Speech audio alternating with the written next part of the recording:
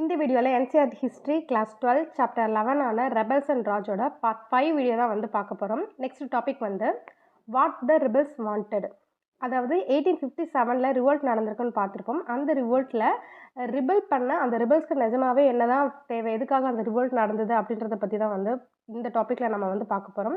Actually அந்த ரிவோல்ட்டில் வந்து ஃபைனலாக பிரிட்டிஷ் தான் வந்து ஜெயிச்சிருப்பாங்க. அதனால் அந்த ரிவோல்ட்டை பற்றி அவங்க தான் நிறைய எழுதியிருப்பாங்க. அப்படி எழுதும்போது அவங்களோட ஹீரோயிசம் பற்றியும் இங்கே இருந்த ரிபல்ஸ் வந்து ஒரு பார்பைக் அப்புறம் வந்து ஒரு அன்கிரேட்ஃபுல்லான பீப்புள் அப்படின்ற மாதிரி வந்து எழுதியிருப்பாங்க. பட் ஆக்சுவலாக அந்த ரிபல்ஸோட பாயிண்ட் ஆஃப் வியூவில் என்ன தேவை, என்ன நடந்ததுன்றது வந்து நிறைய இடங்களில் பதிவு பண்ணப்பட்டிருக்காது. ஏன்னா அவங்க வந்து பெருசாக வந்து பதிவு பண்ணுற இடத்துல வந்து கிடையாது. பட் சில இடங்களில் கொஞ்சமாக வந்து ரெக்கார்ட் பண்ணப்பட்டிருக்கு. அந்த ரெக்கார்ட் பண்ணப்பட்டதும் வந்து நிறைய இடங்களில் சிப்பாய்ஸ் பண்ணதாக தான் வந்து இருந்திருக்கு. ஆர்டினரி பீப்புள் வந்து பண்ண ரெக்கார்ட் வந்து ரொம்ப ரொம்ப கம்மி. ஏன்னா அந்த காலத்தில் ஆர்டினரி பீப்புள் வந்து நாட் லிட்ரேட்டட், அதாவது நல்லா படித்தவங்களாம் கிடையாது, படிக்காதவங்களாக இருந்ததுனால நிறைய இடங்களில் இந்த ரிபல்ஸோட அந்த தேவை இல்லைன்னா அந்த வார் எதுக்காக நடந்தது, அந்த ரிவோல்ட் எதுக்காக நடந்ததுன்னு வந்து நார்மல் பீப்புள் நிறைய இடங்களில் எங்கேயுமே பதிவு பண்ணப்படலை அப்படின்றாங்க. அதே மாதிரி இந்த ரிபல்ஸ் பாயிண்ட் ஆஃப் வியூவில் கிடைக்கிற அவங்களோட பாயிண்ட் ஆஃப் வியூ, அவங்களுக்கு என்ன தேவைன்றதை வந்து சில ப்ரொக்ளமேஷன், அதுக்கப்புறம் வந்து இஷ்டாதார்னு சொல்லப்படுற, அதாவது அந்த ரிபல்ஸ் நடக்கிறப்ப வந்து நிறைய நோட்டிஃபிகேஷன்ஸ் வந்து கொடுத்துருப்பாங்க. அதாவது வந்து அந்த துண்டு பிரச்சாரம் மாதிரி அதெல்லாம் வந்து கொடுத்துருப்பாங்க. செவி வழியாக வந்து நிறைய விஷயம் போயிருக்கும். அந்த மாதிரியான விஷயங்கள் தான் வந்து இந்த ரிபல் சைட்லேருந்து வந்து கலெக்ட் பண்ண முடியுது அப்படின்ற மாதிரி வந்து சொல்கிறாங்க. அதே மாதிரி நிறைய வந்து ரெபல் லீடர்ஸ் வந்து என்ன பண்ணியிருப்பாங்க, நோட்டிஃபிகேஷன்ஸ் வந்து கொடுத்துருப்பாங்க. ஸோ அது மூலயமா தான் அவங்களுக்கு என்ன தேவை அப்படின்றது வந்து தெரியப்படுது. அந்த நோட்டிஃபிகேஷனில் பெரும்பாலான இடத்துல என்ன சொல்கிறாங்கன்னா, அந்த பீப்புள்ஸ் வந்து ஒன்றா யுனைட்டடாக வந்து எதிர்த்து இந்த பிரிட்டிஷ் வந்து போராடணும் அப்படின்ற மாதிரி வந்து கொடுத்துருப்பாங்க. அதே மாதிரி இந்த 1857 பார்த்தீங்க அப்படின்னா அப்போல்லாம் வந்து அந்த கேஸ்ட்டு க்ரீடு இதெல்லாமே வந்து இருந்திருக்கும். அது எல்லாத்தையுமே ஒழிச்சிட்டு அந்த அந்த ரிபல் லீடர்ஸ் இருக்காங்களே அவங்களாம் அவங்களோட நோட்டிஃபிகேஷன் கொடுக்கும்போது நம்மளோட கேஸ்ட் ரிலிஜன்ஸ் இது எல்லாத்தையுமே தாண்டி வந்து நம்ம எல்லாருமே சேர்ந்து தான் வந்து இந்த பிரிட்டிஷ் எதிர்க்கணும் அப்படின்ற மாதிரி வந்து சொல்லியிருப்பாங்க. ஏன்னா அப்போ வந்து ஹிந்து முஸ்லீம் அப்படின்ற மாதிரியெல்லாம் நம்ம பிரிஞ்சிடக்கூடாது. நம்ம வந்து இந்த பிரிட்டிஷ் வரதுக்கு முன்னாடி எப்படி ஒற்றுமையாக இருந்தோமோ அந்த மாதிரிலாம் இருந்து ஒற்றுமையாக இந்த பிரிட்டிஷை வந்து நம்ம எதிர்க்கணும். ஏன்னா நம்ம இழந்தாலும் நம்ம ஏதாவது லாஸ் பண்ணாலும் நமக்கு ஹிந்துஸ்க்கும் சரி முஸ்லீம்ஸ்க்கும் சரி எல்லாமே ஈக்குவலாக தான் லாஸ் ஆகும். அதனால் வந்து இவங்க தான் ஜெயிக்கணும் அவங்க தான் ஜெயிக்கணும்னு இல்லை, நம்ம யுனைட்டடாக வந்து பிரிட்டிஷ் வந்து எதிர்த்து நிற்போம் அப்படின்ற மாதிரி வந்து சொல்லுவாங்க. எப்படின்னா பிரிட்டிஷ் வரதுக்கு முன்னாடி எப்படி வந்து முகல் எம்பையருக்கு கீழே நம்ம வந்து ஹிந்து முஸ்லீம்ஸ்லாம் வந்து யுனைட்டடாக வந்து ஒன்றா இருந்தோம், அதே மாதிரி நம்மளோட பாஸ்ட் மாதிரியே நம்மளோட லைஃப்பை கொண்டு வர்றதுக்கு நம்ம வந்து இந்த பிரிட்டிஷை எதிர்த்து நம்ம வந்து இது பண்ணுவோம் அப்படின்ற மாதிரி வந்து சொல்லுவாங்க. அதே மாதிரி பகதூர் ஷா அப்படின்றவரோட நேமில் வந்து இந்த ப்ரொக்ளமேஷன்ஸ்லாம் வந்து வெளியிடப்பட்டிருக்கும். அதில் வந்து முகமது அண்ட் மகாவீர்ஸ் வந்து ஜாயின் பண்ணி இந்த ஃபைட்ஸை வந்து எடுத்துகிட்டு போகணுன்றுவாங்க. இதில் முகமது அப்படின்றது முஸ்லீம்ஸையும் மகாவீர்ஸ் அப்படின்றது வந்து ஹிந்துஸையும் வந்து குறிக்கும். ஸோ ஹிந்து முஸ்லீம்ஸ் வந்து யுனைட்டடாக வந்து ஃபைட் பண்ணணும் அப்படின்ற மாதிரி அவங்க வந்து இது பண்ணியிருப்பாங்க. ஸோ இதை தெரிஞ்சுக்கிட்டு பிரிட்டிஷ் என்ன பண்ணுவாங்கன்னா, ஹிந்து முஸ்லீம்ஸ் வந்து நம்ம வந்து பிரிக்கணும் அப்படின்ற மாதிரியான டிவிஷன் ரூல்லாம் வந்து எடுத்துகிட்டு வருவாங்க. உதாரணத்துக்கு பார்த்தீங்க அப்படின்னா 1857 டிசம்பரில் உத்தரப்பிரதேசத்தில் வெஸ்ட் பரேலியில் பார்த்தீங்க அப்படின்னா கிட்டத்தட்ட 50,000 ரூபாய் செலவு பண்ணி ஹிந்துஸ் பாப்புலேஷனை வந்து முஸ்லீம்ஸ்க்கு எதிராக வந்து திருப்ப ட்ரை பண்ணுவாங்க. பட் அந்த அட்டெம்ப்ட் வந்து பிரிட்டிஷ்க்கு எகெயின்ஸ்டாக ஃபெயிலாக தான் வந்து போகும்.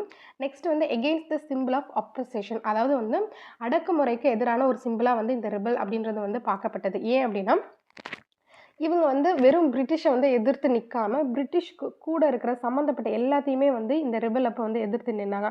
உதாரணத்துக்கு பார்த்தீங்க அப்படின்னா இப்போ வந்து பிரிட்டிஷோட அந்த சிப்பாய்ஸ் கிட்ட மட்டும் வந்து சண்டை போடாமல் அந்த ராஜ்யத்தை வந்து எதிர்க்கிறது, அவங்களோட பொருட்கள் இருந்தால் அதை வந்து அடித்து நொறுக்கிறது, அவங்க சம்மந்தப்பட்ட எதையுமே வந்து கண்டுக்காமல் இருக்கிறது, இல்லைன்னா அதை வந்து ப்ரோக் பண்ணுறது, அந்த மாதிரியான விஷயங்கள் வந்து பண்ணியிருந்தாங்க.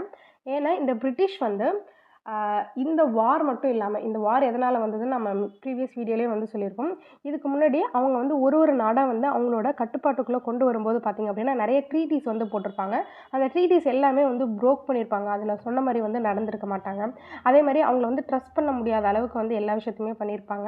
அதே மாதிரி லேண்ட் ரெவன்யூ செட்டில்மெண்ட் ஆக்ட் அப்படின்றத கொண்டு வந்திருப்பாங்க. அப்படி கொண்டு வரும்போது அங்கே இருந்த லேண்ட் ஓனர்ஸ், லைக் வந்து அவங்க பெரிய லேண்ட் ஓனராக இருந்தாலும் சரி, சின்ன லேண்ட் ஓனராக இருந்தாலும் சரி, அவங்களோட அந்த பொசிஷன் இல்லைனா அந்த பவரை வந்து பறிச்சுக்கிறதா இருக்கட்டும், அதே மாதிரி இந்த லேண்ட் ட்ரீட்டிஸ், அதுக்கப்புறம் அவங்களோட ரூலால் அங்கே இருக்கக்கூடிய சின்ன சின்ன ஆர்டிஸ்ட் இருப்பாங்களே, வீவன்ஸ், அதுக்கப்புறம் வந்து இந்த பானை செய்கிறவங்க, இந்த மாதிரி நிறைய பேரோட லைஃப் அப்படின்றது வந்து கமர்ஷியலாகவும் சரி நிறைய இடங்களில் வந்து அடி வாங்கியிருக்கும். ஸோ அதனால் அது எல்லாமே இவங்களால தான், இவங்களோட அந்த ரூல்ஸ்னால தான் வந்து வந்தது.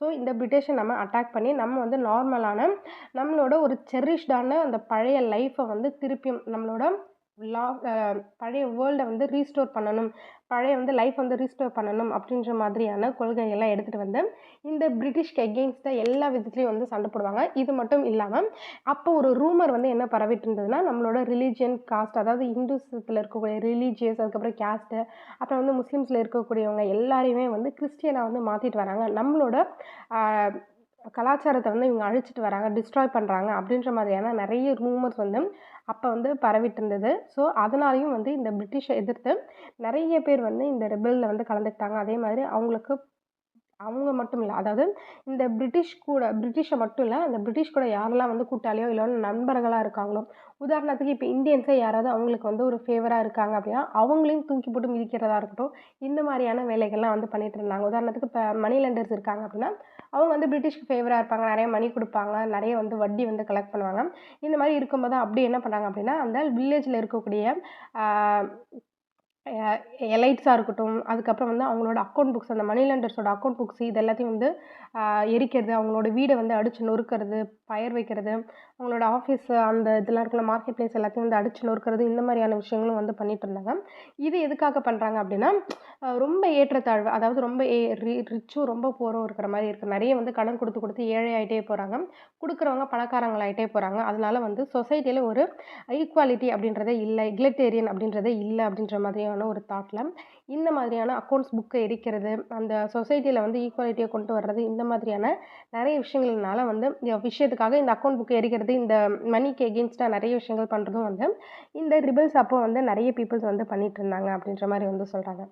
நெக்ஸ்ட்டு வந்து இந்த வீடியோவ இதோட முடிச்சுக்கலாம். நெக்ஸ்ட் டாபிக்க நெக்ஸ்ட் வீடியோல பார்க்கலாம். Thank you.